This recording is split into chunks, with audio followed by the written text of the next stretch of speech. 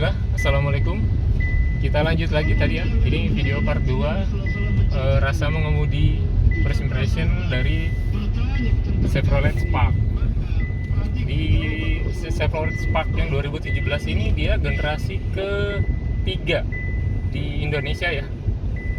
Generasi ketiga, dia yang udah facelift.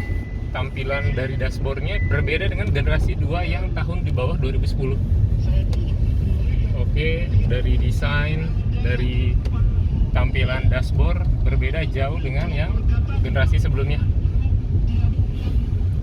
Oke, jadi setelah beberapa hari mengendarai Chevrolet Spark ini, yang Anda rasakan pertama dari segi mesin, dari segi mesinnya itu dia halus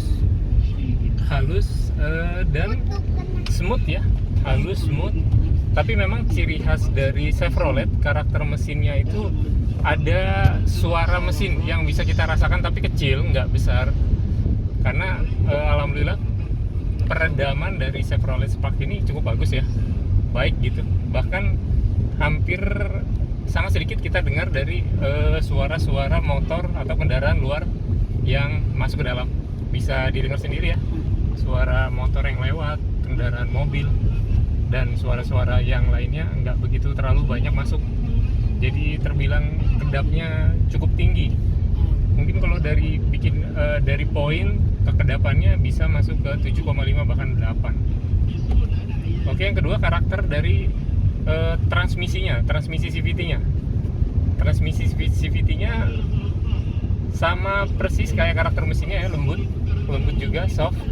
Tapi memang dia tidak begitu agresif, dalam artian kalau untuk torsi awal speed di bawah 40, dari 0 sampai 40 itu dia nggak terlalu yang galak, nggak yang terlalu agresif dan cepat naik kecepatannya.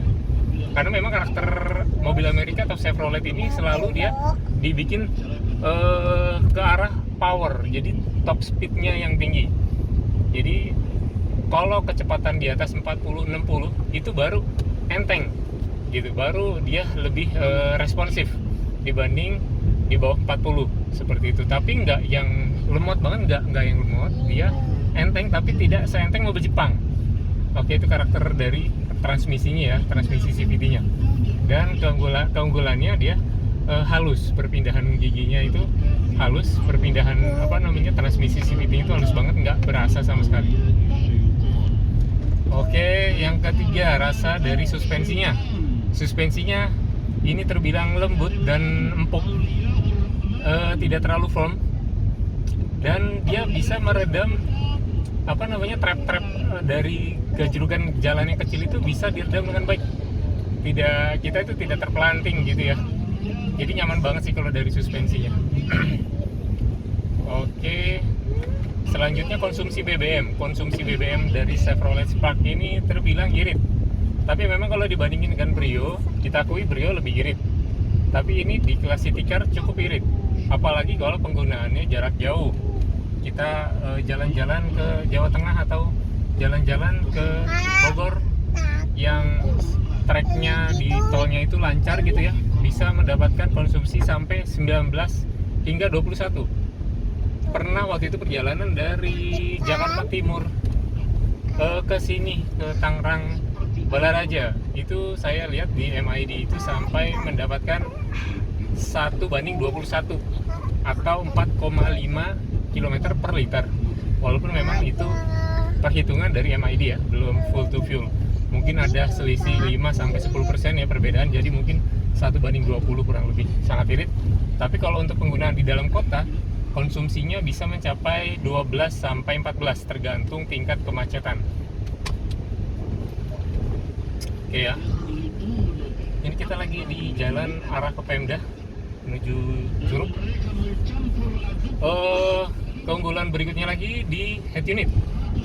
Head unitnya sudah Android Auto dan kayak Apple CarPlay. Oke, jadi bisa touchscreen dan dia juga udah disediain knob buat volume. Jadi nggak full touchscreen. Ini juga jadi keunggulan ya, karena kita nggak terlalu repot kalau ngatur volume. Misalnya pengen langsung dari kontrol tangan kiri bisa di sini, tangan kanan bisa di sini. Ya. Oke, dan indikator seat belt itu ada di atas ini ya, indikator seat belt. Nih, coba kita lepas. Ini karena udah berjalan cukup lama jadi nggak nyala. Kalau baru start nyala, kita nggak pasang seat belt, di sini ada nyala. Nanti deh kita videoin lagi. Karena udah lama ini tadi nggak dipasang seat beltnya. Oke, terus karakter handling dari setirnya empuk. Maksudnya itu nggak berat, setirnya enteng, dan karena dia udah electric power steering dan presisi. Nah ini lagi handlingnya ini, kita kalau bawa di tol dengan kecepatan di atas 100 sampai 120 itu sangat minim mengontrol. Jadi maksudnya stabil banget ya. Mobilnya nggak banyak goncangan atau nggak limbung dibanding dari rivalnya ya. Ini dia salah satu keunggulan dari Chevrolet Spark. Jadi di tol itu dia sangat stabil di kecepatan 120. Bahkan saya baca di komunitas, ada yang bilang bahwa 160 dia masih stabil. Mungkin karena karakter suspensinya dan kaki-kakinya itu yang bisa nge-handle mobil dengan sangat baik dalam kecepatan tinggi. Itu ya, jadi kita nggak sakit pinggang karena peredamannya baik, dia nggak yang ajrut-ajrutan. Itu dia salah satu kelebihan berikutnya. Oke, apalagi ya kita bahas ya. Dia udah ABS, EBD, sudah ada airbagnya juga. Spionnya sudah elektrik. Sudah ada namanya traction control sampai ke leveling lampu headlamp. Oke, ininya vanity mirrornya sudah ada kaca juga, walaupun belum ada lampunya. Buat di kategori city car ini luar biasa lengkap ya. Itu di samping-samping panel panel A-nya ini sudah ada tweeter ya. Jadi audio itu makin baik lagi suaranya.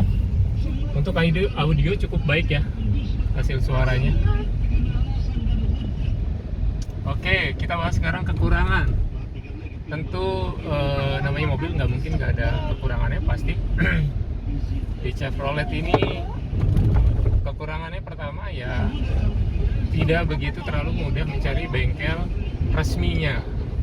Kalau bengkel resmi nggak terlalu mudah, hanya mungkin di beberapa kota besar ya, di Jakarta atau di Tangerang, di Serpong seperti itu, di BSD.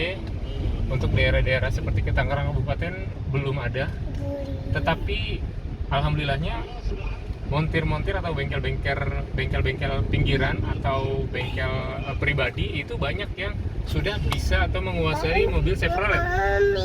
Itu dia. Jadi kalau memang mau nyari bengkel resmi mungkin nggak terlalu mudah, tapi di bengkel-bengkel umum sekarang sudah banyak yang menguasai mobil Chevrolet seperti itu.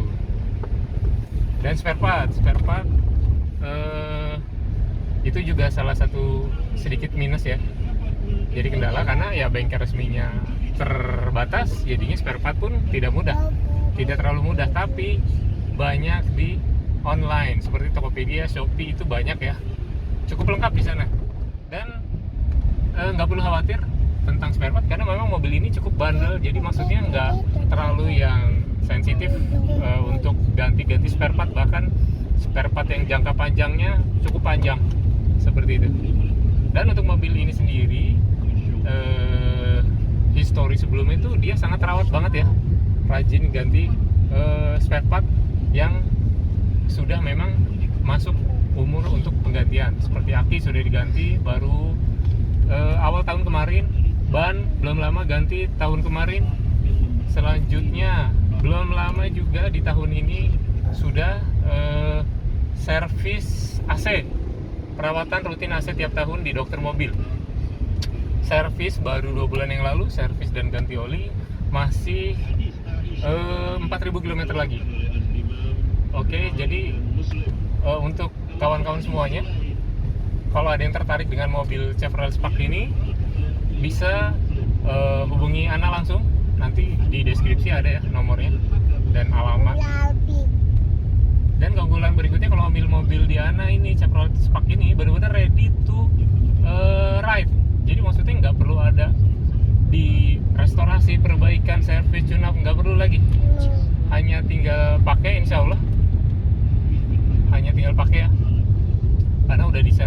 oli, kilometernya masih 4.000 lagi untuk ganti oli berikutnya.